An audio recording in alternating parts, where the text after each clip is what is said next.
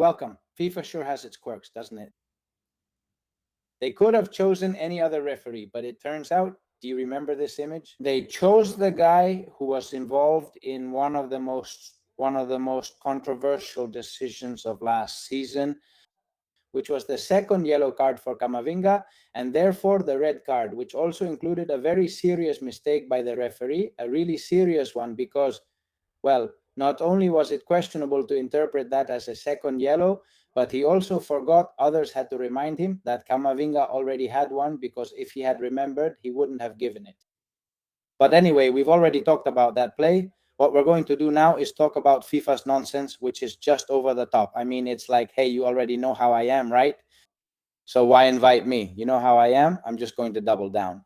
Well, I just do things, come on, without worrying about what people will say, because it's not like there weren't enough referees. And they appoint this guy who, in the opinion of many, not just because of this action, but also in other matches, has been a bit of a fickle referee and a referee who makes mistakes. Error prone. There are more out there. I don't know. I'll go over them now, but I definitely remember this one in particular. It's true that I also remember him in the 24 final, the Champions League final for Madrid, and things went well for us. Nothing happened there against Dortmund. And even back then, and for some time now, people have been talking, especially when he started to become a bit famous. Because I remember that when he was appointed for that final between Madrid and Dortmund, we didn't know this referee very well. But people used to say that since he's Slovenian, he's a friend of Zeferi, he's not from the same nationality. That's why they put him there, right? Well, now FIFA has put him here. To be honest, maybe there's an Argentine who will come here and tell me, but I remember this guy from when Argentina lost. Precisely, the last match Argentina lost in a World Cup, which was actually the first one in Qatar 2022. Against Saudi Arabia, I think 2 Argentinian goals were disallowed that day. One was correctly disallowed, and there was another one. The lines were drawn in a strange way. It wouldn't have been so much his responsibility because the lines are drawn by VAR. But anyway, the point is that, I mean, we're not talking about a guy who, it's true that day he called a penalty for Argentina. I'm remembering now that Messi took it. I don't even remember how the penalty went, but I don't care. I mean, it's not about him favoring Argentina, for sure, right?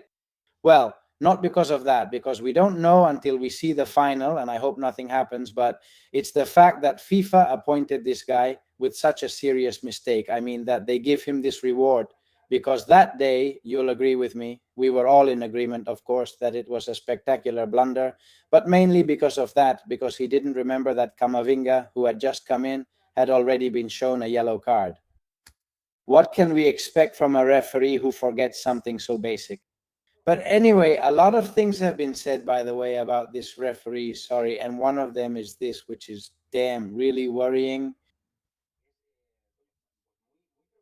I remembered something. I hope I don't have to cough. Damn, before the video I wasn't coughing, and now I am. That's the thing about fake live shows.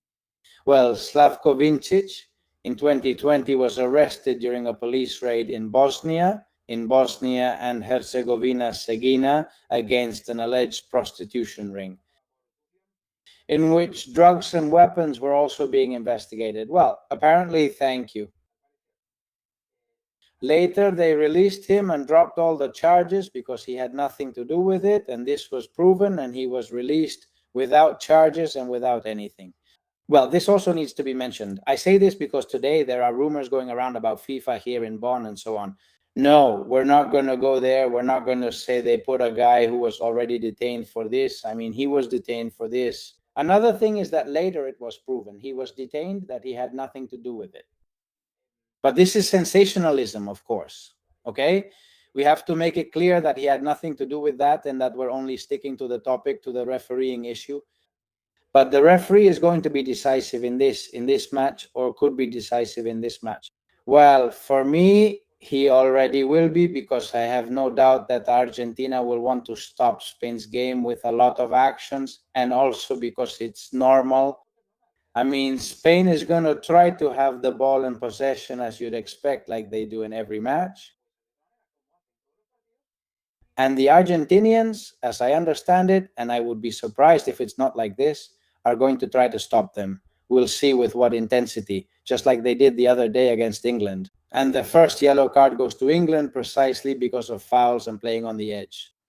Well, a referee who does his job properly has to stop that by the 15th minute so that everyone is very clear that there is a limit, a line. Whoever crosses it gets a yellow card. That way, you let the game be played. Otherwise, you get the 2010 Spain versus Netherlands match. Just to clarify, we don't think Argentina will do what the Netherlands did in the 2010 final. We didn't think the Netherlands would do the same either. The Netherlands, a traditional footballing nation that has always played good football, and they also had Robben. They had Snyder and skilled players who played good football. Maybe not as well as Spain's tiki-taka team, but still very well. And they just focused on kicking people and making the game ugly. What happened? Howard Webb allowed them to do it. Yes, the English referee that day, whom I later met personally, came to Miami to explain VAR to us in January 2018. The class 4 journalist was given to us by Howard Webb. I couldn't ask him anything about that. I had to ask him things about VAR, but I would have liked to ask him what the hell he saw when De Jong made those tackles.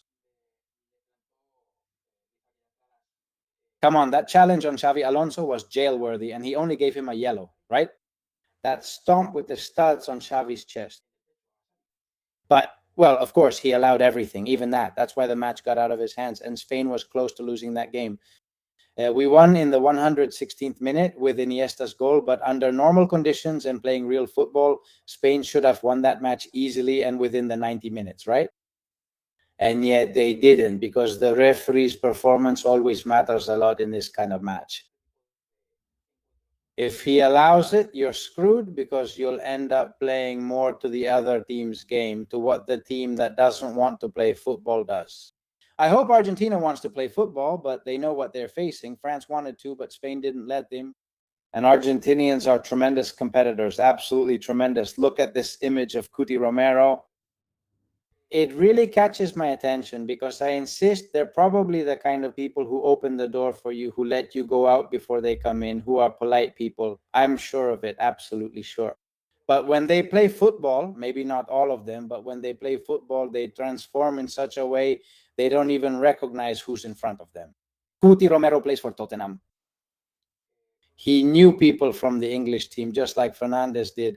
The celebrations as if they were never going back to England. I mean, as if they didn't care. I mean, they know no bounds. On the field, they know no bounds.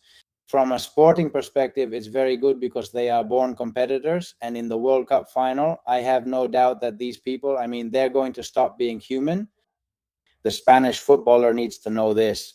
I'm not saying it in a derogatory way. I'm saying it, well, first because it's true, and second to highlight that they are competitors and they're going to go out to win, and they don't understand anything other than winning. Besides, they've been winning since 2021. Pretty much everything, if not everything. 2 Copa Americas, a World Cup, and now they want to win another one, right? Look at what he did when he scored the first goal, or Lautaro's or Enzo's. I can't remember if it was the first or the second. It doesn't matter. They react the same way. Look at Cuti here with Pickford. I mean, Pickford, as Manolo Lama would say, he celebrates the goal, but right in his face. The English goalkeeper just ignores him. Amazing. They celebrate right in his face as he enters with Marquez Marguerite. I think that's him, right? And right in his face too, man. And twice until the other guy has to step aside. Bourne comes over here and says to him, "But you, what the hell are you doing?" Of course, then they say, no, it's just that Bellingham treated this kid, Barco, really badly. Did you see what Barco did celebrating Argentina's second goal?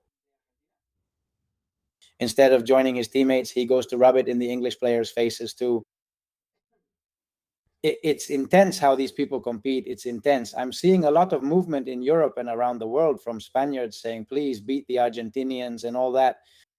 I don't know. Maybe it's the algorithm showing me that, and then there's a movement in the opposite direction. I don't know, but I think it's more from this side. What I can talk about, because I'm really noticing it, is some Real Madrid fans who didn't support the national team or didn't care about it. And in the last few hours, they're in a tough dilemma, really. I mean, the Spanish national team and the federation's team, many Real Madrid fans like me have mentioned that, but I'm not into it. I've supported my Spanish national team since I was a kid, and I've never stopped feeling that way, you know, just like with Madrid, of course, right? You already know me. But, well, I've heard those kinds of comments. So I say, hey, I can understand you, but I don't agree with you, you know? Well, even these people, just to avoid putting up with the Argentine bragging for the next 4 years, they've already gone so far as to say, well, obviously we want to stick with Spain, right? And of course, we might have something really tough ahead of us, which is putting up with without even winning yet. Look at what's already coming our way. Imagine if they win Sunday's final. But that's not going to happen because Spain is going to win. That's where we have to put ourselves. That's where I put myself, because language is powerful. And if you put yourself in the opposite position, you're calling for it, right? So that's it. We're already calling for victory. Last days in Dallas, taking the chance to see things I hadn't seen before. Yesterday, I was with my family there with Tali and Lucas, seeing the place where Kennedy was killed, which is quite a place. Well, no, there's nothing really special about it. There's nothing special at all. It's just a street, a couple of buildings. I mean, it's iconic because this has gone down in history, of course, but mainly because the history of the world could have changed there. And when I travel, it's not just what I see, but also what I imagine and what I feel is symbolic about that place, you know? There are two marks there, two crosses on the asphalt that mark the two shots at the man who was president of the United States at the time. Well, that was in the afternoon, because in the morning, good old Luca was making a splash on TV. I hosted my first show. Now I host it with my wife, my first show with my son. And this is how the show started. I want to show you. So, welcome to Total Goal on Digstar Espanol. What a great match we have at MetLife Stadium on Sunday, Argentina versus Spain. But what is this? Do you want to take my place? Luca, my son, of course. We have to bring some youth to the table, right? Dad tells you many times that Spain had never made it to a World Cup final. Never, in fact, we practically never won, and times have changed a lot. Getting used to good times too quickly, huh? Well, yes, and I have also experienced with Real Madrid, for example, which is my team. I have also experienced the Champions League final, of course. I've experienced many things, but obviously, let's see, Spain wasn't that good, even though it had players like Raul. Yes. And it had players it had good players. Well, there was good old Luca. They're already telling me that the kid is going to take my spot. Anyway, it's been a wonderful experience. We have the last show left, which is on Monday. After the World Cup final, today we recorded the second to last one, and for me, it's the best World Cup I've ever experienced. And on top of that, Spain made it to the final.